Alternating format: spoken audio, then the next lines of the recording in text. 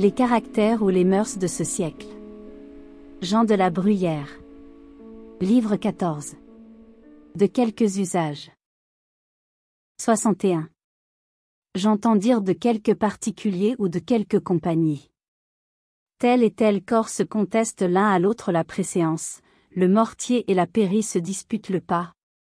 Il me paraît que celui des deux qui évite de se rencontrer aux assemblées est celui qui cède, et qui sentant son faible, juge lui-même en faveur de son concurrent. 62.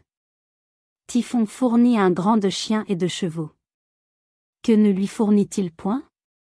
Sa protection le rend audacieux, il est impunément dans sa province tout ce qui lui plaît d'être, assassin, parjure, il brûle ses voisins, et il n'a pas besoin d'asile. Il faut enfin que le prince se mêle lui-même de sa punition. 63. Ragoût, liqueur, entrée, entremets, tous mots qui devraient être barbares et inintelligibles en notre langue. Et s'il est vrai qu'ils ne devraient pas être d'usage en pleine paix, où ils ne servent qu'à entretenir le luxe et la gourmandise, comment peuvent-ils être entendus dans le temps de la guerre et d'une misère publique, à la vue de l'ennemi, à la veille d'un combat, pendant un siège? Où est-il parlé de la table de Scipion ou de celle de Marius? Ai-je lu quelque part que Miltiade, qu'Épaminondas, qu'Agésilas ait fait une chair délicate? Je voudrais qu'on ne fît mention de la délicatesse, de la propreté et de la somptuosité des généraux, qu'après n'avoir plus rien à dire sur leur sujet, et s'être épuisés sur les circonstances d'une bataille gagnée et d'une ville prise, j'aimerais même qu'ils voulussent se priver de cet éloge. 64. Hermippe est l'esclave de ce qu'il appelle ses petites commodités. Il leur sacrifie l'usage reçu, la coutume, les modes, la bienséance. Il les cherche en toutes choses, il quitte une moindre pour une plus grande, il ne néglige aucune de celles qui sont praticables, il s'en fait une étude, et il ne se passe aucun jour qu'il ne fasse en ce genre une découverte. Il laisse aux autres hommes le dîner et le souper, à peine en admet-il les termes. Il mange quand il a faim, et les met seulement où son appétit le porte. Il voit faire son lit. Quelle main assez adroite ou assez heureuse pourrait le faire dormir comme il veut dormir? Il sort rarement de chez soi, il aime la chambre, où il n'est ni oisif ni laborieux, où il n'agit point, où il tracasse, et dans l'équipage d'un homme qui a pris médecine. On dépend servilement d'un serrurier et d'un menuisier, selon ses besoins.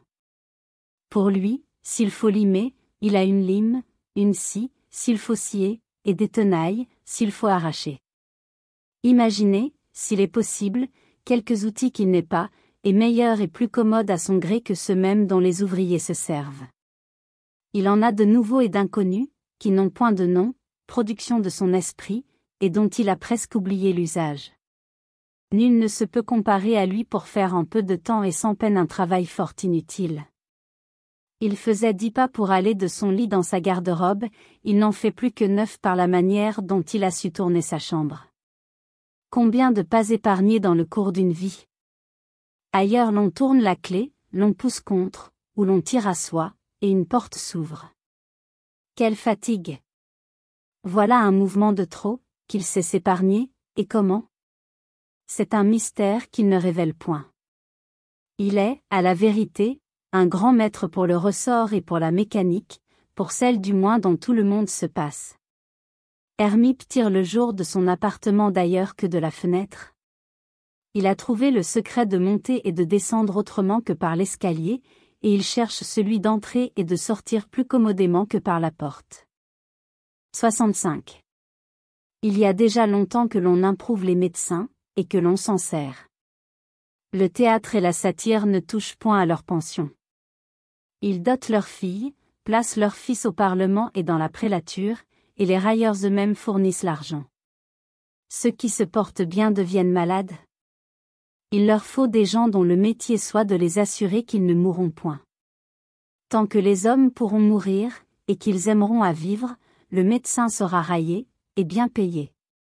66. Un bon médecin est celui qui a des remèdes spécifiques, ou s'il en manque, qui permettent à ceux qui les ont de guérir son malade. 67. La témérité des charlatans, et leur triste succès, qui en sont les suites, font valoir la médecine et les médecins. Si ceux-ci laissent mourir, les autres tuent. 68.